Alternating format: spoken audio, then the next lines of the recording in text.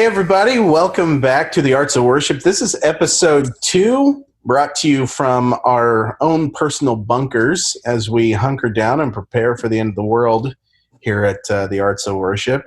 How are you guys doing today? Great. Doing good. Good. Good. Well, hey, if you joined us last time on the podcast, you know that we talked about a definition of worship, and we were getting into some application, and it was just an episode that was going pretty long. So we decided to cut things off, and we're going to jump back in today, and we're going to talk about some application here in just a moment. But first of all, I'll remind everybody who's on the call today or who's on the team for today's podcast. Brendan, introduce yourself. Hey, everybody. I'm Brendan Heaton. I am on staff at Maryville Worship Associate.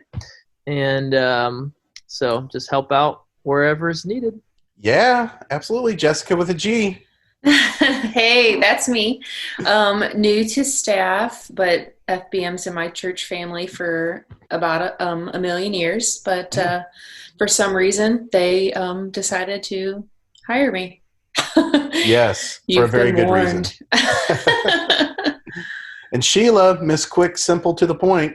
Sheila Rankin, worship assistant. I've been at the church for about 22 years, I think, and love FB Maryville.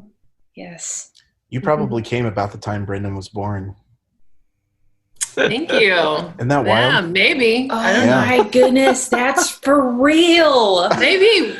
When were you born, Brendan? I was born on May 19th, 1996. Oh, so offensive. So that's Jessica had just retired. No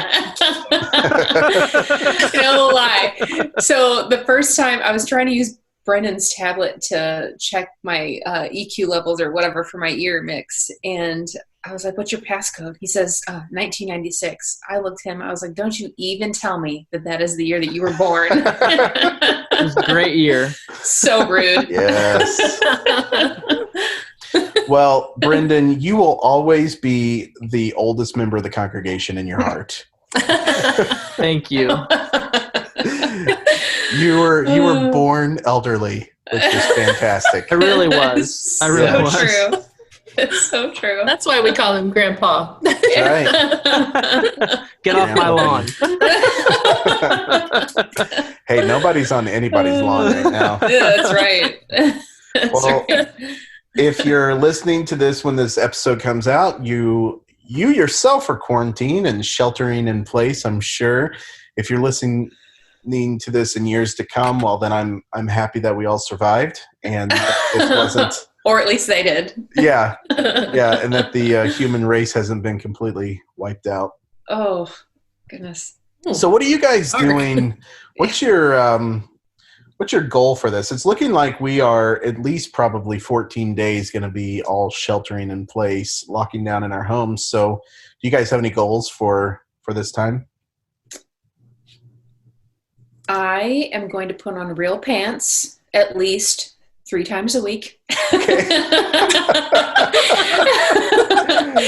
Otherwise, it's just leggings and joggers and pajamas. But yes, and try to do my That's makeup. fantastic. I was looking pretty rough yesterday. So, but hey, giving myself grace. But I think I need that structure.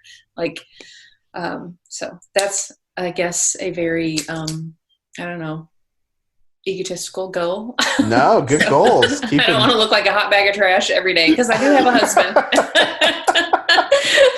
I don't think you could ever look like a hot bag of trash, Jessica. Oh, okay. So tomorrow's Zoom call will be a little bit different when you see me on video then.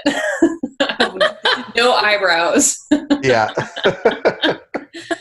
Okay. I can't believe we're recording this. Yeah, no, this will be great. stuff. This is great. I'm sure this is very helpful to everyone. It can only get better. Yeah. Hope so. I hope so.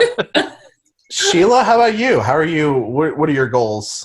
I want to just try to use this time to clean things out and get rid of stuff and just kind of utilize that time and try to be proactive. And I don't know, I'm not a prepper at all, so we didn't have like any they said you need food for, I don't know, a month or something. I think that's why all the panic at the store and all the shelves were empty. But we did do a little shopping. We actually bought a freezer. Nice. So things like that. So now I feel like I need to reorganize a couple of cabinets and change a few things. So yeah. And I also want to make a point to read a book, or I mean read the Bible, of course, but just get into reading a book rather than vegging out and watching Netflix every night and eating everything. It's like there was our group, our oil group did like a meme thing, and they were like, hey, give me some laughs or whatever. And one of them was like, Netflix needs to change their notification to like, are you still watching, to are you sure you want to eat that? Yeah. That is so true. I've eaten all the snacks. Sure. I know, right? So yeah, those are just, and preparing for when everything comes back to the new normal, what that is. So. Yeah, that's going to be like opening up the floodwaters, I think. Yeah, for sure. So what are you reading? Sorry. I'm not the moderator. Sorry. Yeah, no, Jessica's taking over the show, everyone. Go ahead. Sorry. Sheila, what are you reading? Good question, Matt. No, I think I'm in probably maybe 5 books. I would have to look at my stack, but I just mean I want to engage my mind in a book and make myself read, because I'm so distracted, and I think it's our culture to be so video oriented. We've forgotten how to read, and I just want to make myself go in my sunroom when it's warm enough and just take a book in there and focus. That's what I love that. That's good. Brendan, how about you? Yeah, I so obviously with everything shut down as far as restaurants and going out to eat and different things like that. With some of that free time in the evenings or whatever, try to just get some stuff done around the house. Been doing a lot of landscape stuff and gonna do some painting and stuff like that. But I would say outside of housework, a goal that I have would be just to learn new things, learn new ways to do things. I think we're all being forced to do that in some capacity. And then just also being intentional about just community. And I think that's a big thing that we're going to all grow in some capacity, is community. So I'm excited about that. Yeah, that's great. What about you, Matt? I love the thanks, Jessica. Yeah. Thanks for keeping the show moving. And now for our commercial break. Yeah. Thanks for having me. It was nice being here. I won't see you again, I'm sure. So for me, reading's a big one. I've got a few books that I'm trying to get through, but the 3 that I've lined up is one that's called The Compound Effect, and it's a pretty quick read. It's probably 100 pages, 150 pages, somewhere around in there. So love it though. I mean, it's what it is. It's what it says it is that small choices, small bits of things that you invest over time ultimately compound into big things. So it's a good book, Compound Effect. And the second one and that's by Darren Hardy. The second book that I want to work on, it's going to be a little meatier, I think, to get through, but it's called The Storm-Tossed Family. It's by Russell Moore, which Russell Moore, if you're in the Southern Baptist world, he is the current president of the Ethics and Religious Liberty Commission with the Southern Baptist Convention. And he's excellent. He speaks a lot about family and politics and culture. And this book, Storm-Tossed Family, comes heavily recommended everywhere I've seen it. And so I'm pretty excited to get through it. And then if I get through both of those, which, who knows, we'll see, with our schedules changing every day, we'll see what happens. But if I get through both of those, then I've got a book that I've had for a few years, but I haven't gotten through it yet. It's called How to Read the Bible for All It's Worth.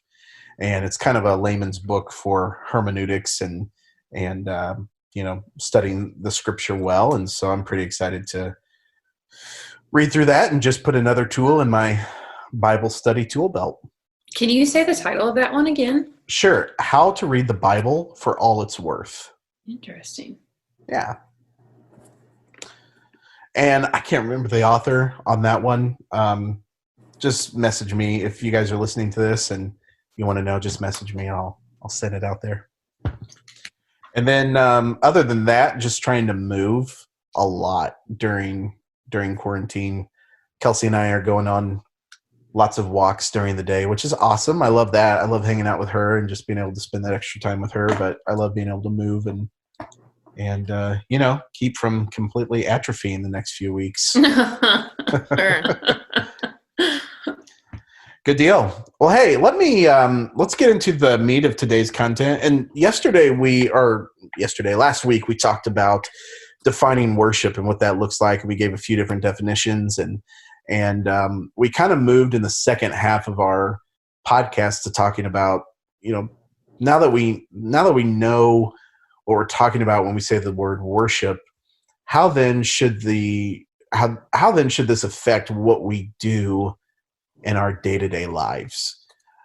Because, one thing that as followers of Christ, we believe that all of Christ applies to all of life.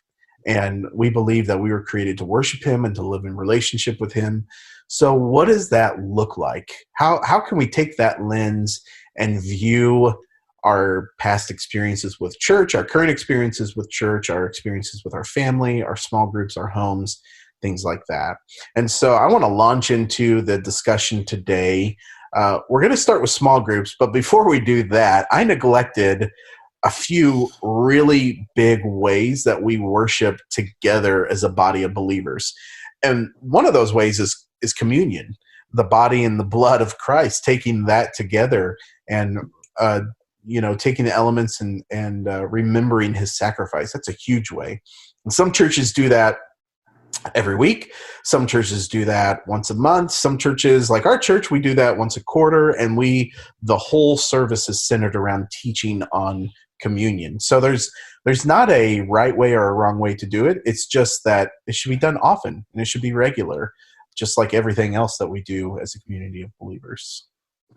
And another big one is baptism, celebrating believers' baptism together and celebrating new life that's being birthed into your community. And, a good temperature, I guess, for your spiritual health as a community is how often are you baptizing new believers? How often are people being added to the fold? And so that's a really important sacrament, I guess, in the life of your liturgy inside your church is how are you doing baptism? Are you doing baptisms well?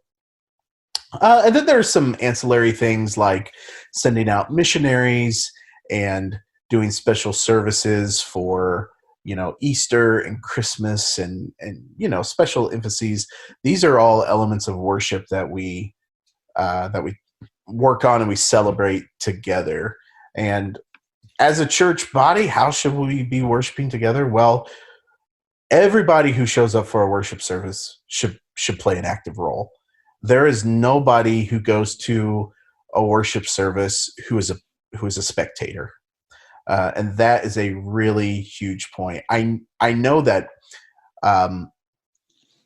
Sunday morning church services, some of the typical kind of routines that go along with it are getting everybody up, dressed, fed, cleaned up and out the door so you can get to service. And I know that that's chaotic, and I know that takes a lot of energy and a lot of effort. And those things grow and develop. That chaos kind of grows and develops throughout the different seasons that you have in life. But I think it's important as a church family and as believers gathering together that we take seriously the fact that when we come to church, we are coming to meet and stand in the presence of God. And God is holy. He is, his presence is a consuming fire. And so we can't take that lightly. And we need to come prepared, ready to engage with all of these different elements of worship that point our mind toward who he is. So this is how kind of the body needs to respond. Sheila, do you want to talk a little bit about worshiping in our small groups and how we should worship together there? I think you're muted. Yes, I do. Yeah, our small group is kind of really big. I think our role is like 70 people. And so I really think small groups are so important because they make the church smaller. And when people are involved, it makes the church smaller, and it's so great. I think the biggest thing that about small groups is you help each other worship. You draw each other toward God. That's what should happen in that hour when you're talking about the Lord and the Bible and you're doing life together, when you take prayer requests and everyone learns what you're going through and they're praying for you through that. And so all of those elements draw us closer as a people and as a church and draw us closer to the Lord. And so in our group specifically, we meet at 9:30 in the chapel. And so some of us go to church at 8 and some go to church at 11. So all of those things work together because some of us know what's coming and some of us don't. And so, I don't know, it's just interesting whenever we are together in that hour in the chapel and we can listen to each other talk. Because our group is not just one person talking the whole time. It's Donnie does a great job of facilitating discussion. And so we kind of talk about, we go through the curriculum that most of the church goes through. I can't remember what it's called. Anyway, I think we're in Romans right now, but just all of that together, you learn each other and you learn to look over each other, which is a big part of going to church. You know, that's sometimes what keeps people from even coming to the door, you know, and so it's a lot of learning and challenge and love. So I think that's a great way that a church of our size or bigger churches can still feel like a tight-knit community. I think you have to have that. And I think you have to have that to go outside of the four walls of the small C church, you know? And what a great, I hate to use the word great opportunity because there's a lot of like that this coronavirus is like, there's devastation happening places, people losing their jobs, people losing their lives. But I think it is an opportunity nonetheless for the church globally to be that type of community, to like reach out. And I know it looks differently than we thought it would, because you can't just like, you know, go to the neighbor's house and like, hey, come over for dinner. That's probably not going to happen. Yeah. But small groups, I think, is changing a bit. We can still stay connected. We're doing a lot of Zoom small groups and online. And I think that's great to stay connected that way. But just being the church right now to our families, I think is a huge thing that's going to happen. And, you know, me and my family, we're just a family of two. It's me and my husband. We don't have any children. And so just being the church to my husband and showing that love and that kindness and that, you know, love God first with all my heart, soul, mind, strength, but love him, my husband, as, you know, Christ has loved me.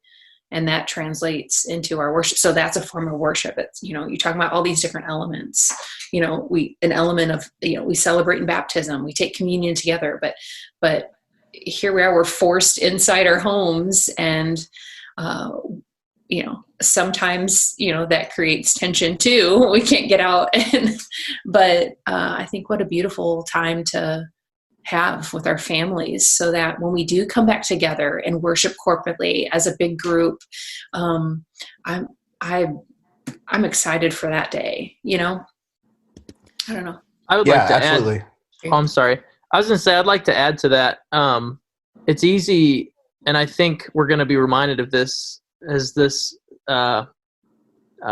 shelter in place order, you know, continues. It's easy to take things for granted, and I am so excited to see.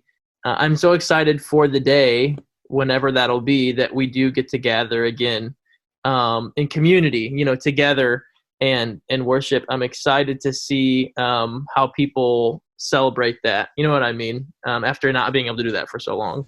Yeah, I think it's a small picture of what it's going to be like when we actually all get to heaven. Yes. Now we're talking about getting to gather again. It's like seeing through a glass darkly, but you know what I mean? It's almost, I don't know, like a little small thing. Yeah. Yeah. Well, I mean, the Jesus prayer was that, Jesus instructed us to pray, your will be done on earth as it is in heaven. So heaven is coming to earth, and these are the ways, these are the channels through which it's coming as we bear one another's burdens. Mm-hmm. In Judaism, as they celebrate the Sabbath, and as they obviously take recognizing the Sabbath really seriously, as Christians we should as well. But one of the rituals that they use on the Sabbath to commemorate is they'll take a chalice, a wine chalice, and they'll put it on top of a saucer.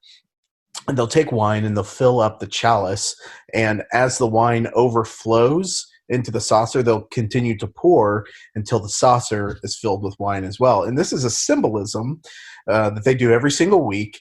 And essentially through the symbolism, what they're saying is, Lord, fill us up, pour into us to overflowing, so that out of the abundance, out of the overflow of our lives, everybody else can be blessed. Your children can be blessed through us. And I think small groups is just a beautiful opportunity for that, because it's kind of interesting. I've never been in a small group where every single person is in a storm at the same time.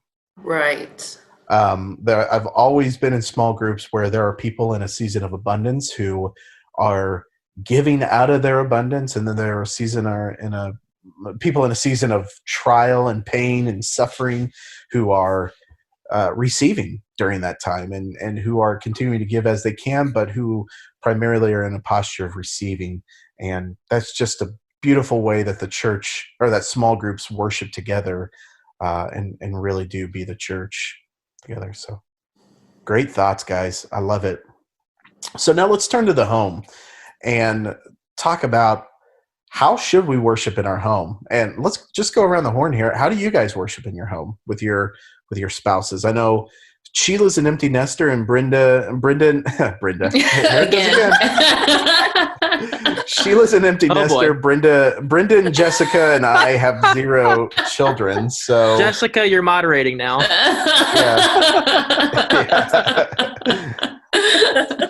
So what does worship look like in your home now? Well, I just shared a little bit about this, but for Brandon and I,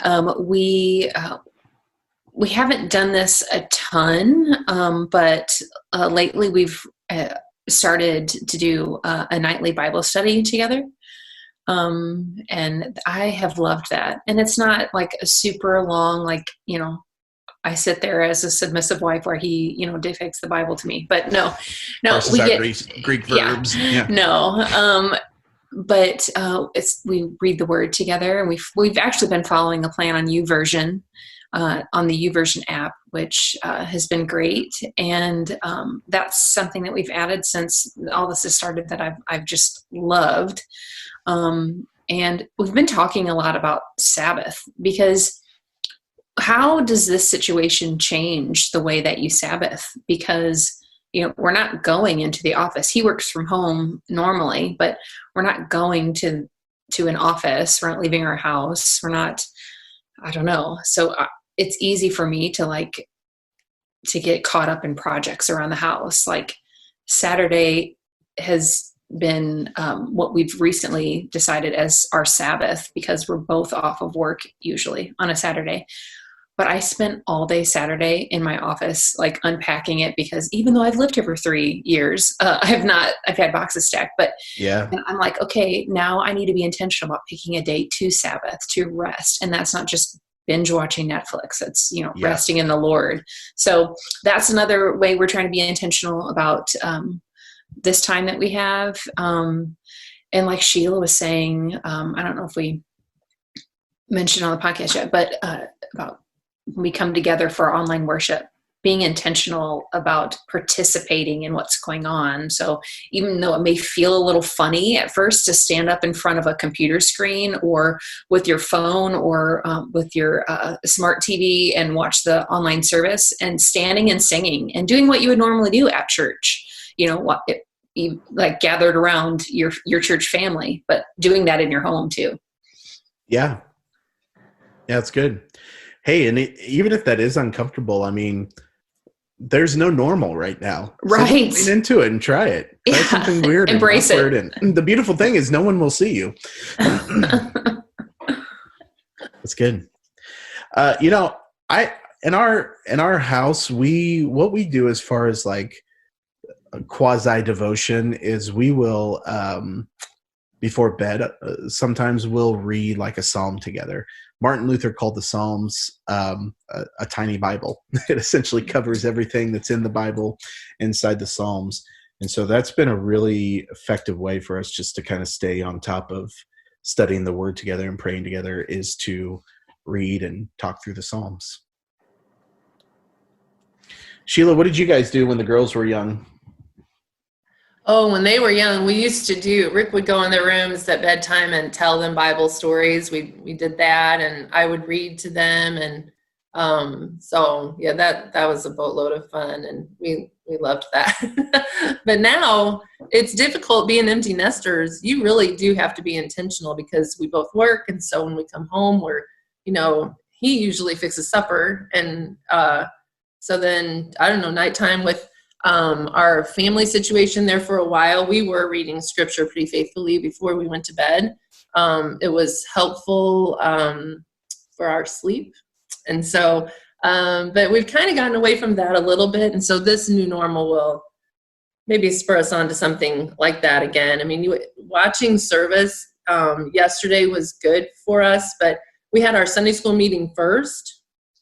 And so we were already in front of the computer. And so, but like I said, when Brendan said, everybody stand, I thought that was so interesting because I knew that the church was empty, but except for who was there. But I thought, hey, and I told Rick, I was like, we should stand. So I stood up, and the whole time of worship, I was able to engage. And because of that, I'm not going to say I was standing in my kitchen with my arms raised or anything like that, but I was worshiping, and I couldn't sing because I was crying, which really irritates me because I love singing. And so but I was worshiping, and I really appreciated Brendan, inviting us to that, because that was a level of engagement that I wouldn't have had I been sitting.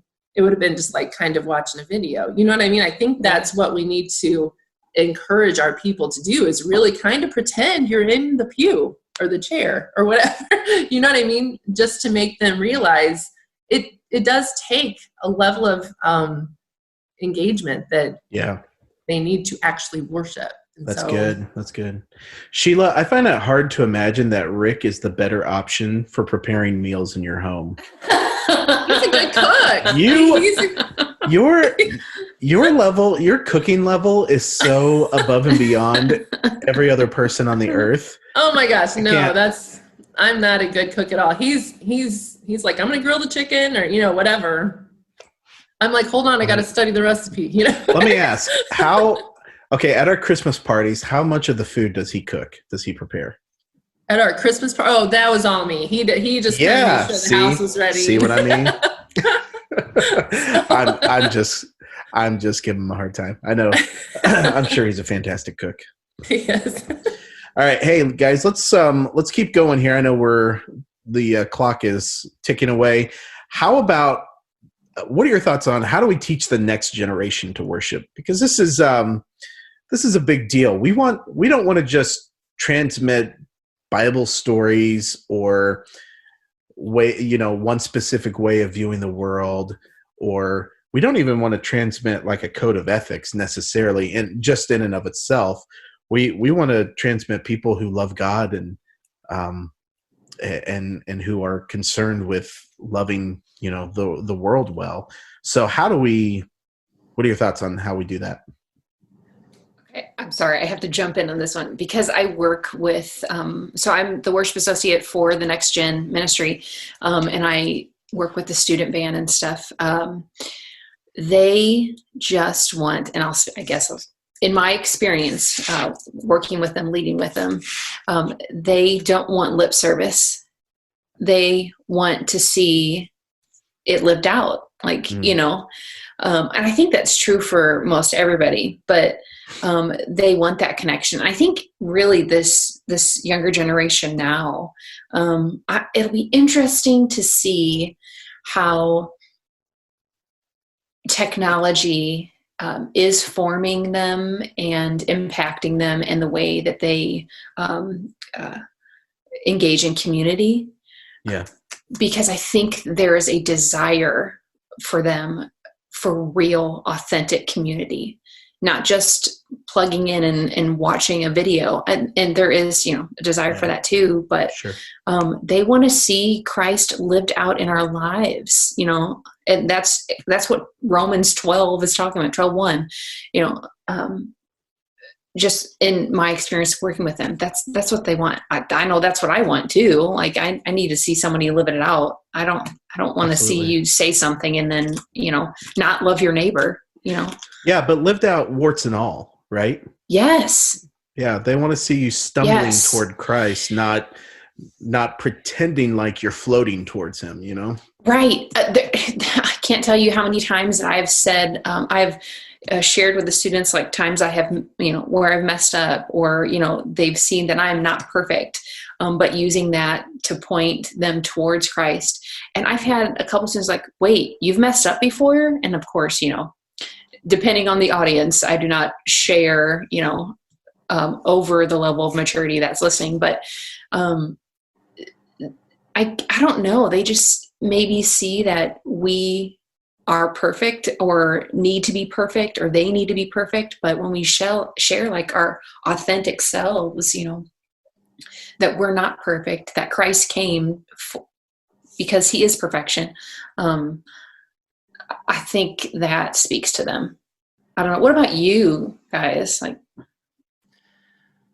I think that all of that was excellent. And I think that helping the younger generations to own their faith, yes, you know, and not just because they're coming to church with mom and dad, it's so important for them to be engaged in thinking and learning all of the things. And so that whenever they do leave home and they're challenged with truth and what's not truth, they can be firm in the Bible and what they've learned. I will tell you that I am so glad that we have a church family that talks about that. Pastor Nate has spoken to the students about that multiple times. Miss Leah Kirk, like they do talk about that and the importance of that to own their faith. Right. Yeah. Brendan, I know you've got some thoughts on this. Jump in there. Yeah. Well, another thing I was thinking about too is just talking about how they want the truth. You know what I mean? They don't want a lot of times, and I'm guilty in the past of this as well, of associating, you know, next generation or youth or students with, you know, high energy worship and flashing lights and high production levels and stuff like that. And some of those things can be useful tools to use, but they are not the end all. You know what I mean? Of course. And so, you know, we obviously we don't want to win them to a high production level or win them to, you know, those things alone, but rather to, you know, the truth of who God is. And one thing, when we were talking, one of the things that came to mind to me was in John 4. It's kind of like about halfway through John 4. And it's basically, it's Jesus and the woman of Samaria. And when you get to verse 20, it says, this is the woman of Samaria talking. It says, "Our fathers worshipped on this mountain, but you say that in Jerusalem is the place where people ought to worship. Jesus said to her, "Woman, believe me, the hour is coming when neither on this mountain nor in Jerusalem will you worship the Father. You worship what you do not know. We worship what we know, for salvation is from the Jews. But the hour is coming and is now here when the true worshipers will worship the Father in the Spirit and truth. For the Father is seeking such people to worship him. God is spirit, and those who worship him must worship in spirit and truth." And one of the things to really keep in mind there is when it talks about in spirit and truth, it's spirit. It's not talking about the Holy Spirit, but the human spirit. Point being that when we worship in spirit and in truth, it's talking about our own heart, the posture of our heart. And so it's important to keep that in mind. Yes. We're not worshiping the people who wrote the song. We're worshiping the one who the song is about. We're not worshiping the flashy lights and the high production values. Those are elements that can create an atmosphere for God to speak. You know what I mean? They can help with that, but we don't worship those things. You know what I mean? And so, just as far as that is concerned, worshiping in spirit and in truth, it's really important that we, clarify that and make that clear. That's so good, Brendan. That's so good. I'm glad you found that. I'm glad you brought that verse up. I think it'd be interesting on this point at some point to bring some students into the studio and just have a conversation with them about this, because I think it would bring some really good perspective as far as how they view worship, how they view the church, and how they view, I guess, just the future of their faith going forward. I think it would be really powerful.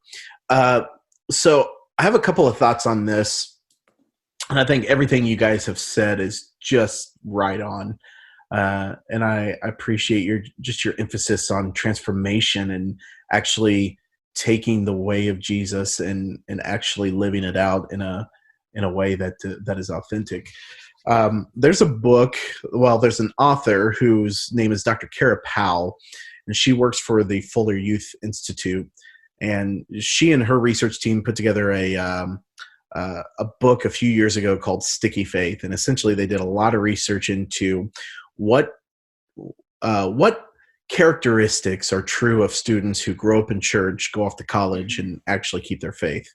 Because, there's this big generation gap in the church between essentially 18 and 29 where students just aren't engaged in the church. And even now, as we move into Generation Z, as they're coming of age, we're seeing that even be extended further, where in a lot of cases people aren't coming back to the church at all.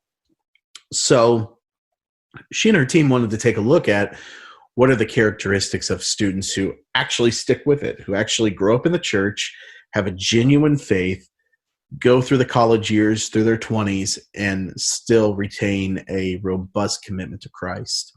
And there were two things that they identified that were huge in the lives of those students. Number one, they were taught to read the scripture for themselves. They were taught to read, study, understand the scripture, and to engage in that as a regular habit of their life. And number two, multi-generational relationships. Most students had relationships with people in the church, outside of the church, outside of their 1 to 2 year window of their typical peer or friend group. And I found both of those to be incredibly interesting. I don't know about you guys, but as I look at that, you see, number one, it's important. Relationship is important. Relationship is huge. And whoever you're in relationship with, you're going to either influence or they're going to influence you. And in most cases, it's both. And then number two, staying connected to the source of our faith through Scripture is incredibly important. And so I think as we're talking, as we're talking here to the members of our worship team, I think taking seriously those points as far as the next generation is really crucial, because we tend to believe that people like Jessica she's just called, or she's been gifted to be able to work with students.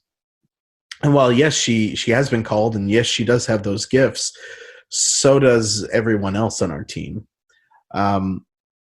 Everyone is responsible for everyone, I should say, in the church. Yes. And we need to stop thinking so much along generational divides within the church. I think those divides are important to some extent, but whenever it comes to discipleship, when it comes to building relationships and really influencing those around you, I don't think that those are necessarily helpful. And so, maybe teaching's not your gift, but maybe encouragement is. And so you can build relationships with people in the next gen and encourage them. Maybe administration is your gift. Well, hey, there's a lot of moving parts in a next gen ministry. Get involved with that. You don't have to be able to sit down and put together a Bible study for, juniors in high school in order to build into the next gen. You just have to be willing to show up and pour into their lives and actually care what happens to them, in their faith and in their lives. So I want to encourage you with that, because, guys, those of you listening to this who are part of First Baptist Maryville, developing the next generation of worship leaders is one of our 5 core values, and it's not going anywhere. And we need to take it seriously. And it's going to be a huge part of how we just function as a team moving forward. Man, I love how you said just to show up, because ain't that true for the church? We just need to do that, not just in these the younger generation and touching a day we'll never see, but just showing up.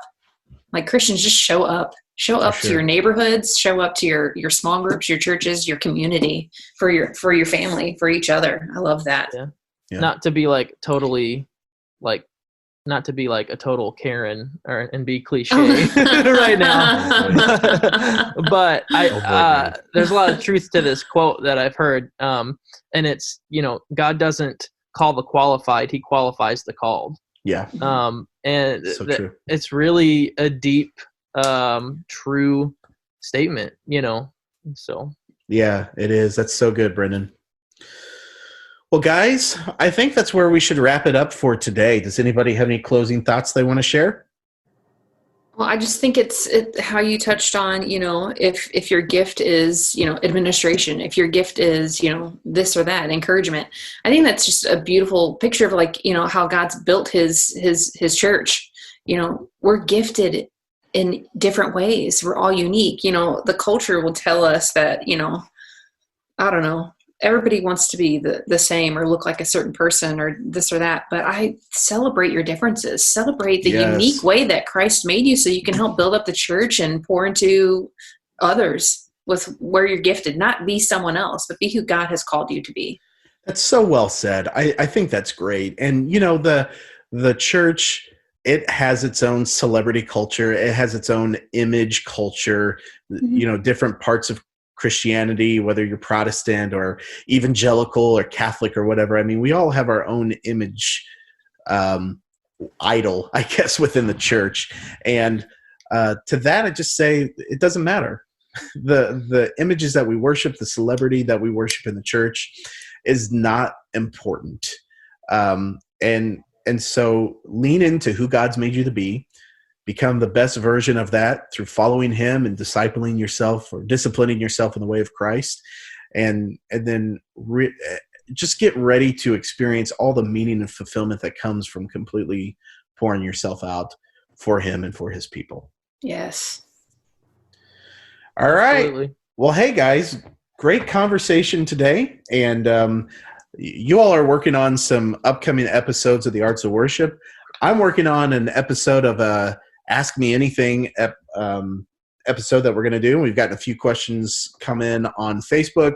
So those of you listening, if you've got any questions that you want to know about, It can be anything and everything, unless it's vile or disgusting. You can ask. I will probably answer it and go into excruciating detail as far as that's concerned. We've gotten a few questions, and I love them. I think you guys might be expecting quick answers, but I've got some extended thoughts on both of those. And so jump on the Facebook group. Leave us some questions. You can text them to me. You can email them to me.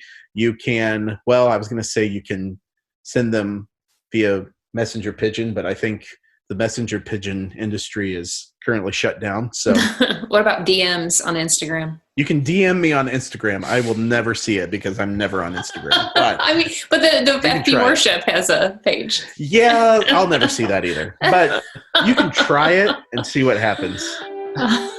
It might be fun. All right, guys. Well, hey, have a good rest of your day. I'll see you later.